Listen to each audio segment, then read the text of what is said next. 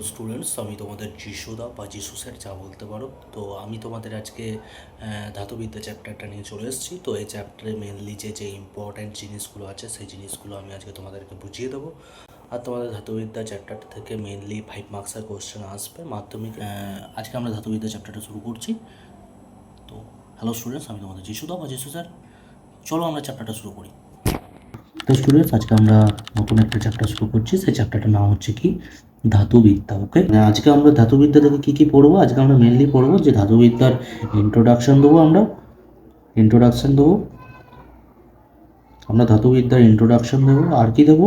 আর আমরা ধাতুবিদ্যা সম্পর্কে আমরা বেসিক্যালি যতটা পারবো ততটা জানতে জানার চেষ্টা করবো। ওকে, যতটা পারবো ততটা জানার চেষ্টা করবো। তো স্টুডেন্টস, আমরা যেটা বলছিলাম যে ধাতুবিদ্যা জিনিসটা আগে বোঝার আগে আমরা ফার্স্টে দেখব যে আকরিক জিনিসটা কি। ঠিক আছে, তো আকরিক জিনিসটা কি সেটাও আমরা দেখব ফার্স্টে। কারণ ধাতুবিদ্যাটা বোঝার আগে আমাদেরকে আকরিক জিনিসটা বুঝতে হবে। আকরিকটা বোঝার পরই আমরা ধাতুবিদ্যা জিনিসটা বুঝতে পারবো। তো তোমরা যদি দেখো আকরিক জিনিসটা কি, যে সমস্ত খনিজ পদার্থ বা প্রয়োজনীয় ধাতুটি, ঠিক আছে, যে সমস্ত প্রয়োজনীয় ধাতুগুলো লাগবে সেই প্রয়োজনীয় ধাতুটি খুবই অল্প খরচে এবং সহজ উপায়ে, ঠিক আছে, নিষ্কাশন করা হয়। ওকে, তার মানে কি বললাম? আকরিক জিনিসটা কি, যে সমস্ত খনিজ পদার্থ বা প্রয়োজনীয় ধাতুকে আমরা খুবই অল্প খরচে মানে কি, খুব বেশি খরচ যেন না হয়, অল্প খরচে এবং সহজ উপায়ে যেন নিষ্কাশন করা হয়, তাকে আকরিক বলা হচ্ছে। ঠিক আছে, তাহলে আমি কি বললাম যে সমস্ত খনিজ পদার্থ বা প্রয়োজনীয় ধাতুকে আমরা কি খুবই অল্প খরচে এবং সহজ উপায়ে নিষ্কাশন করতে পারছি, তাদেরকে আমরা কি বলবো? আকরিক বলবো। বাস এইটুকু পড়লেই তোমাদের আকরিকের কনসেপ্টটা তোমার আমি ক্লিয়ার করে দিয়েছি অলরেডি। তাহলে এবার আমরা নেক্সট যাবো কি ধাতুবিদ্যা জিনিসটা কি। তাহলে ধাতুবিদ্যা জিনিসটা কি, আমরা যে আকরিকটা পেলাম না, সেই আকরিকটাকে, ঠিক আছে, খুব সহজ উপায়ে বৈজ্ঞানিক পদ্ধতি ব্যবহার করে, ঠিক আছে, আকরিকটাকে খুব সহজ উপায়ে বৈজ্ঞানিক পদ্ধতি ব্যবহার করে যে পিওর যে ধাতুটা আমি বার করতে চাইছি, যে পিওর ধাতুটা, ঠিক আছে, পিওর ধাতুটাকে বিশুদ্ধ ধাতু, পিওর মানে কি বিশুদ্ধ, তো বিশুদ্ধ ধাতুটা যে আমরা বার করতে চাইছি, তো সেই বিশুদ্ধ ধাতুটাকে নিষ্কাশন করা হচ্ছে। মানে আকরিকটা কি, খনিজ পদার্থ থেকে আমরা আকরিকটা বার করলাম, সেই আকরিকটা থেকে আমরা কি পিওর ধাতুটা বার করছি। এই যে প্রসেসটা, ঠিক আছে, এই প্রসেসটাকে আমরা কি বলবো? ধাতুবিদ্যা বলবো। আশা করছি তোমরা বুঝতে পেরে গেছো। নেক্সট আমরা এবার ধাতুবিদ্যা জানার পর আমরা মেনলি যে ধাতুগুলো সম্পর্কে পড়বো বইয়ের মধ্যে, ঠিক আছে, সেই ধাতুগুলো আমরা পরপর দেখে নেবো। ফার্স্ট আমরা কী দেখবো? ফার্স্ট আমরা দেখবো লোহা। ঠিক আছে, লোহার সম্পর্কে আমরা পড়বো, লোহা কী আছে। ওকে, ফার্স্ট আমরা কী পড়বো? লোহা পড়বো। নেক্সট আমরা পড়বো কি? কপার পড়বো। তারপরে আমরা কি পড়বো? আমরা পড়বো যে দস্তা বা জিঙ্ক। ঠিক আছে, জিঙ্ক সম্পর্কে আমরা জানবো, দস্তাটাকে আমরা কি বলবো? জিঙ্ক বলবো। আর 4 নম্বর আমরা কি জানবো? অ্যালুমিনিয়াম। ওকে, আশা করছি তোমরা বুঝতে পেরে গেছো। তাহলে আমরা নেক্সট এই 4টা ধাতু সম্পর্কে আমরা পড়বো, যে এই ধাতুগুলোর ব্যবহার কী, এই ধাতুগুলো কী কী কাজে ব্যবহার করা হয় সে সম্পর্কে আমরা জানবো। তো আমাদের টোটাল যে ধাতুবিদ্যা চ্যাপ্টারটা আছে না, এই ধাতুবিদ্যা চ্যাপ্টারটা থেকে মেনলি আমাদের 5 মার্কসের কোশ্চেন আসবে। ঠিক আছে, 5 মার্কসের বেশি আসবে না। তার মধ্যে কি 3টে শর্ট কোশ্চেন আসবে, একটা কি 2 মার্কসের কোশ্চেন আসবে। তো 3টে শর্ট কোশ্চেনের মধ্যে একটা হবে কি এমসিকিউ আর 2টো হবে কি এসএকিউ। ওকে, আশা করছি তোমরা বুঝতে পেরে গেছো। তো এখানে যে লোহা, কপার, দস্তা, অ্যালুমিনিয়াম এগুলো রয়েছে, ঠিক আছে, তো সেইগুলো আমরা বই থেকে এক্সপ্লেন করব। ঠিক আছে, কারণ কি বইয়ের মধ্যে যে ব্যবহারগুলো লেখা রয়েছে সেইগুলো আবার খাতাতে লেখা ফালতু টাইমটা ওয়েস্ট করা। তো তার থেকে ভালো আমি বইয়ের মধ্যে মার্ক করে দেবো কোনগুলো ইম্পর্ট্যান্ট বটে, কোনগুলো পড়তে হবে না পড়তে হবে। তো চলো, তোমরা বইটা দেখতে পাচ্ছ, আমি ছায়া প্রকাশনী বইটা নিয়েছি। তোমাদের যে বই রয়েছে, যে কোম্পানির বই রয়েছে, সাঁতরা ছায়া প্রকাশনী, যে কোনো কোম্পানির তোমাদের বই রয়েছে, সেই বইটা খোলো। তো চলো, তোমরা দেখতে পাচ্ছ এখানে লেখা রয়েছে লোহার সম্পর্কে লেখা রয়েছে, তামা সম্পর্কে লেখা রয়েছে। চলো তোমাকে আমি এক্সপ্লেন করি ভালো করে। তো আমরা ব্যবহারগুলো কী কী দেখবো? দেখো, তোমরা দেখতে পাচ্ছ যে আমাদের 3টে টপিক আছে, একটা হচ্ছে কাস্ট আয়রন, একটা হচ্ছে কি রট আয়রন, একটা হচ্ছে স্টিল বা স্পার্ক। তো ফার্স্টে দেখতে পাচ্ছ যে আমাদের লেখা রয়েছে কাস্ট আয়রন। কাস্ট আয়রনটা কি? জলের পাইপ, রেলিং, রড, আলোকস্তম্ভ, ম্যানহোল, ঢাকনা প্রভৃতি ছাঁচের ঢালাই করা দ্রব্য প্রস্তুতিতে ব্যবহৃত হয়। আমরা মেনলি এখান থেকে শুধু এইটুকুই পড়ব যে কাস্ট আয়রন কিসে ব্যবহৃত হয়, জলের পাইপ তৈরি করতে, রেলিং রড তৈরি করতে, বাস, আর কিছু করা দরকার নেই। তোমরা বলবে যে দাদা এই যে লেখা রয়েছে আলোকস্তম্ভ ম্যান করতে পারো তোমরা, আমরা দুটো জিনিস মনে রাখবো, জলের পাইপ রেলিং রড তৈরি করতে আমাদের ব্যবহার করতে প্রস্তুত করতে আমাদের কি কাস্ট আয়রন ব্যবহার করা হয়। রড আয়রন কিছু ব্যবহৃত হয়, রড আয়রন আমাদের ব্যবহৃত হয় পেরেক, ডায়নামো, বৈদ্যুতিক মোটর এর যে অংশ আছে, ঘড়ির স্প্রিং, এগুলো তৈরি করতে আমাদের কি ছোটো শিকল, এগুলো তৈরি করতে আমাদের কি রড আয়রন ব্যবহৃত হয়। আর লাস্টে আমাদের হচ্ছে স্টিল বা স্পাত, এটা ব্যবহার তোমরা অলরেডি অনেক নিজেদের বাড়ির মধ্যে তোমরা দেখতে পাও বা অন্যান্য জায়গায়ও তোমরা দেখতে পাও, জলের যে পাম্পগুলো হয় সেগুলো কি স্টিল বা স্পাত দিয়ে তৈরি হয়, ট্রাক্টর কি স্টিল বা স্পাত দিয়ে তৈরি হয়, লাঙল কি তোমাদের স্টিল বা স্পাত দিয়ে তৈরি হয়, তোমাদের যে রেল লাইনগুলো রয়েছে রেল লাইনগুলো কিন্তু কি স্টিল বা স্পাত দিয়ে তৈরি হয়, মানে ম্যাক্সিমাম পরিমাণে আমাদের কি স্টিল এবং স্পাতটা ব্যবহার করা হয়। রেলের ইঞ্জিন, রেলের বগি, এগুলো সবই কি স্টিল বা স্পাত দিয়ে তৈরি হয়। জাহাজ, বিমান, ম্যাক্সিমাম জিনিসটা বেশি পরিমাণে আমাদের কি স্টিল বা স্পাতগুলো দিয়ে তৈরি হয়। ওকে, অস্ত্রোপচারের যে যন্ত্রপাতিগুলো রয়েছে সেগুলো কিন্তু কি স্টিল বা স্পাত দিয়ে তৈরি হচ্ছে। ব্রেক, চুম্বক, ট্রাঙ্ক, এই যে ছুরি কাঁচি এই যেগুলো আছে সেগুলো সবই কি স্টিল ও স্পাত দিয়ে তৈরি। তো তোমাদের মেনলি আমি বলবো এখান থেকে তোমাদের কোনো 2 নম্বরের কোশ্চেন আসবে, তোমাদের এখান থেকে আসবে 1 নম্বরের কোশ্চেন জিজ্ঞেস করতে পারে, নট ইম্পর্টেন্ট। আমি ফার্স্টে বলে দিচ্ছি খুব যে ইম্পর্টেন্ট বলে তা নয়, তোমরা জাস্ট এটা কী করবে, রিড করবে, তোমরা কী করবে, রিড করবে। ওকে, রিড করে রাখবে মানে তোমরা কি এগুলো বেসিক্যালি তোমাদের মুখস্থ করার দরকারই তো, তোমরা তো অলরেডি এই জিনিসগুলো অলরেডি তোমরা করে চলে এসছো, তোমরা এই জিনিসগুলো অলরেডি চোখের সামনে দেখতে পাও, ভালো করে দেখতে পাও। তোমরা শুধু মেনলি জিনিস মনে রাখবে যে তোমরা এটা কি আমাদের দাদা বলেছে রিড করতে বলেছে, আমাদের দাদা কি রিড করতে বলেছে, তো আমরা এগুলো রিড করবো। ওকে, নেক্সট আমাদের রয়েছে কি, নেক্সট আমরা যদি দেখি এখানে নেক্সট আমাদের ইয়েতে যাওয়ার আগে আমি তোদেরকে আরেকটা জিনিস বলে দিই। দেখ এখানে তোদেরকে লিখে দিয়েছে যে কাস্ট আয়রনটা কি কার্বন কত পার্সেন্ট থেকে 2.5 থেকে 4%, সবচেয়ে অশুদ্ধ লোহা। ঠিক আছে, রড আয়রন, পেটা আয়রন, কার্বনের পরিমাণ 0.1 থেকে, এটি সবচেয়ে বিশুদ্ধ লোহা। আর স্টিল, কার্বনের পরিমাণ 0.15 থেকে 1.5। তো তোরা এখান থেকে যদি পড়তে গেলে কী পড়বি, তোরা পড়বি এখানে যে সব থেকে অশুদ্ধ লোহা কোনটা, অশুদ্ধ লোহা হচ্ছে কি কাস্ট আয়রন, সব থেকে বিশুদ্ধ লোহা কোনটা রড আয়রন, আর মিডিলে থাকবে কি স্টিল আয়রন। তাহলে আমরা এখান থেকে যদি এমসিকিউ একটা কোশ্চেন দেখতে পাই, তো এমসিকিউ কোশ্চেন কিন্তু এটা দেখতে পাবো যে বিশুদ্ধতা যে ক্রমটা আছে, এটা কিন্তু এমসিকিউ কোশ্চেন আসতে পারে। তাহলে তোরা ভালো করে আমার কথাটা কান করে শুনে রাখ যে এই কোশ্চেনটা কিন্তু ইম্পর্ট্যান্ট আছে, মাধ্যমে কিন্তু এই কোশ্চেনের মধ্যে কি আসতে পারে। ভালো করে শোনো, রড আয়রন সব থেকে কি বিশুদ্ধ, কাস্ট আয়রন সব থেকে অশুদ্ধ, স্টিলটা কি মিডিয়াম। ওকে, বুঝে গেছে নিশ্চয়ই? এখান থেকে আর তোদের পড়ার মতো কিছু নেই, এটা কিন্তু ইম্পর্টেন্ট, এটা ট্রিপল স্টার মেরে দিয়েছি, এটা কিন্তু ইম্পর্টেন্ট। নেক্সট আমাদের আসছে কি, নেক্সট আমাদের আসছে কি তামা বা কথা।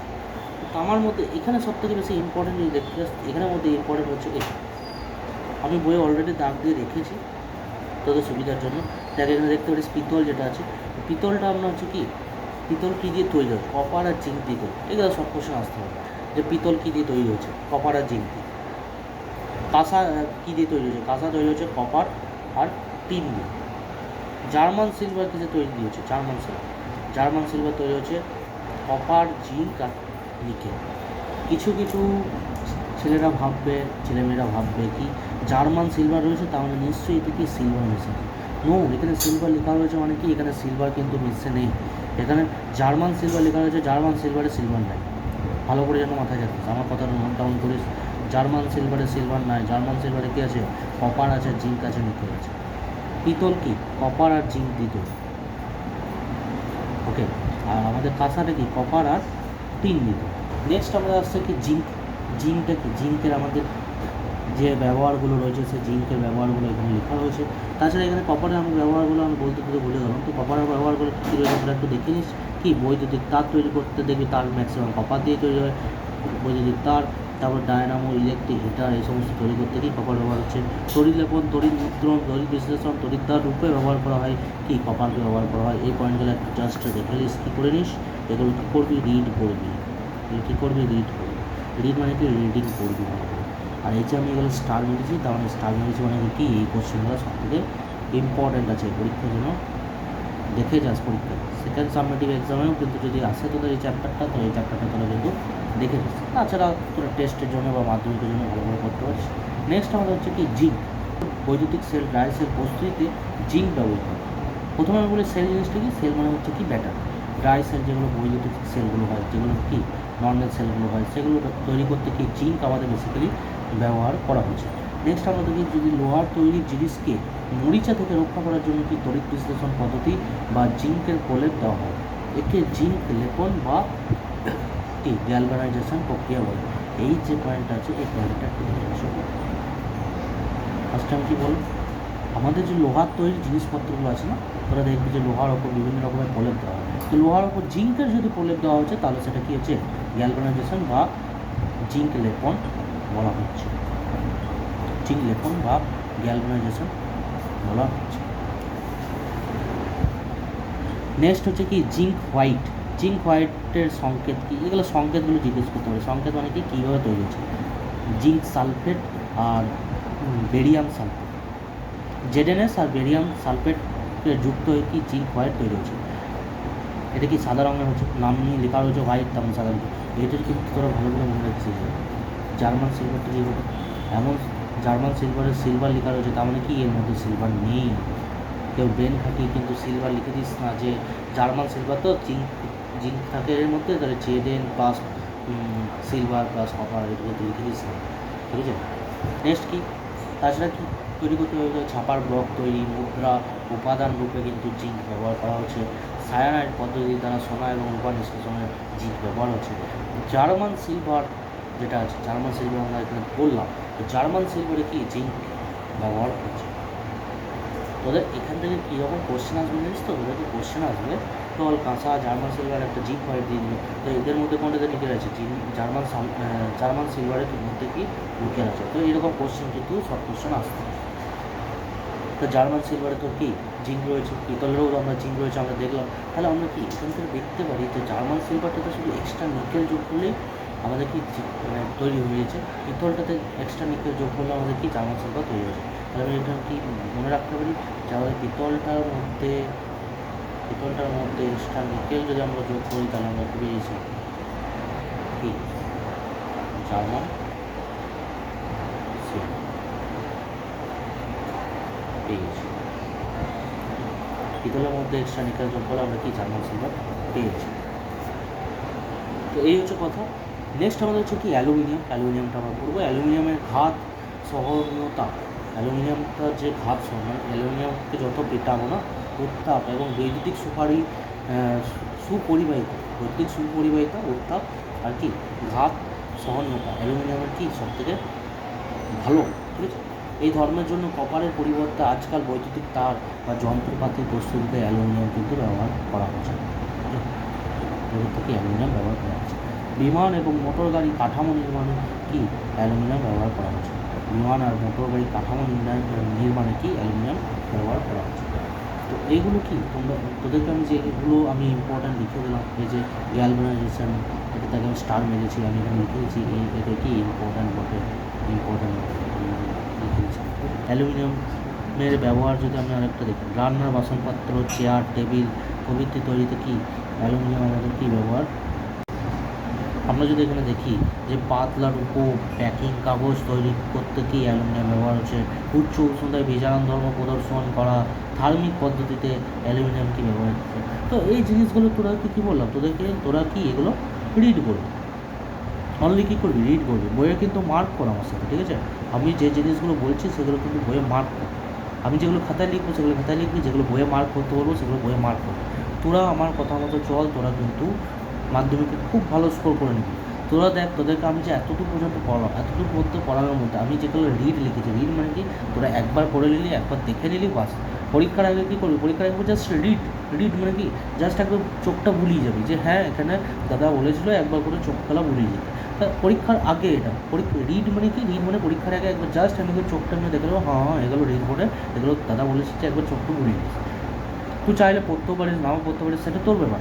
এখান থেকে তোর কি কোশ্চেন আসার চান্স কম। যেগুলো আমি রিড লিখি না, রিড লিখি, দেখে নিবি, এগুলো যেগুলো বলি তো এদের কোশ্চেন আসার চান্স কম। কিন্তু যেগুলো আমি স্টার মার্কস করছি, ইম্পর্ট্যান্ট বলছি, মুখস্থ লিখছি সাইডে, সেগুলো কিন্তু কি তোদেরকে ভালো করে দেখতে হবে। ওকে, তো এগুলো রিড লিখেছি, তো আমি কিন্তু তোরা দেখতে পারিস, আমি কিন্তু দেখাই দেবো, তোরা এই জায়গাটা যদি লিখিস ভালো করে। তো আমি লোহারেরও এখানে দেখবি যে লাল লাল দাগ দেওয়া রয়েছে হয়তো, কিন্তু আমি কি লোহার এগুলো ম্যাক্সিমাম রিড লিখেছি।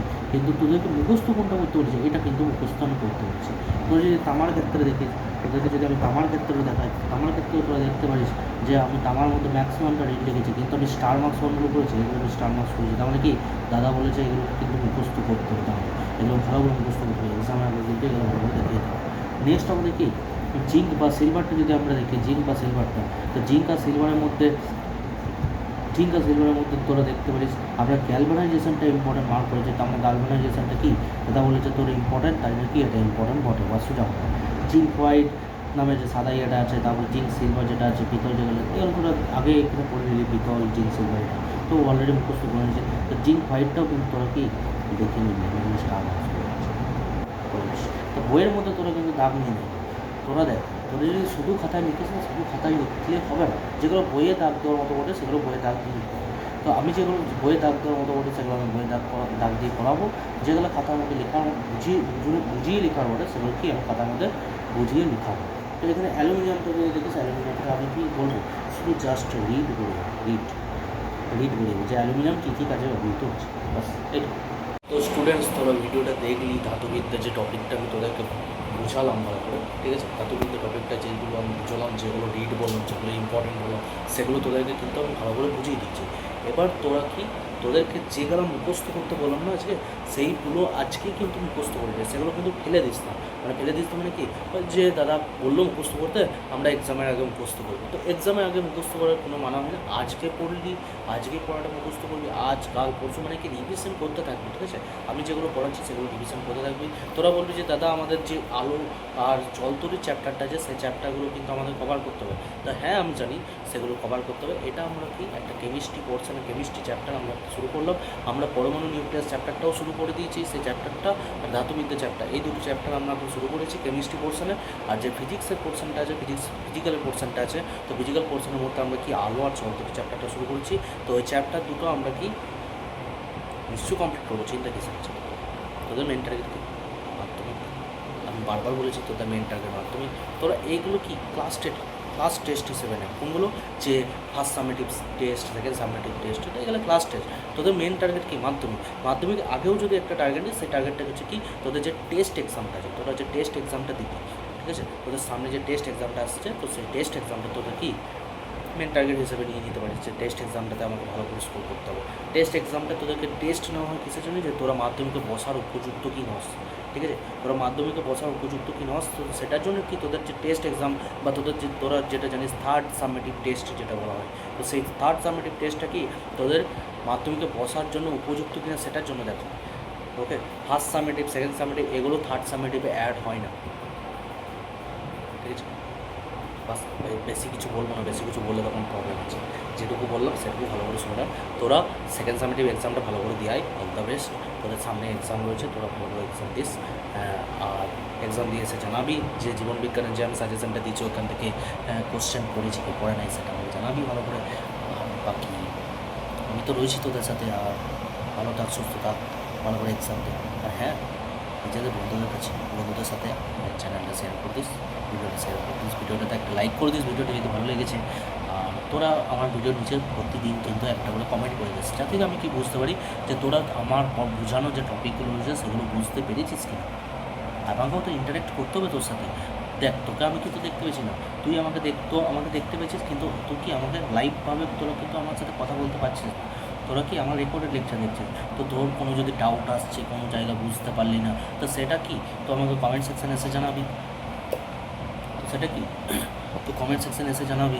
কিন্তু যে জায়গাটা ধর আমি করিয়ে দিয়েছি, ভিডিওতে করিয়েছি, তো বুঝতে পারছি না, তো সেই জায়গাটা কী করবি, সেই জায়গাটা তো আমার কমেন্ট সেকশানে জিজ্ঞেস করে নিলি, বা তুই আমরা একটা কাজ করতে পারিস, আমি যে ভিডিওতে বুঝিয়েছি সেই ভিডিওটা কি পিছিয়ে পড়ে আবার ওটাকে রিপিট করে আমরা শুনবি। তাহলে কী হবে, তোরা যদি ভিডিওটা পিছিয়ে পড়ে রিপিট করে যদি শুনিস না, তাহলে তোদের তো কনসেপ্টটা এমনি এমনি ক্লিয়ার হয়ে যাবে।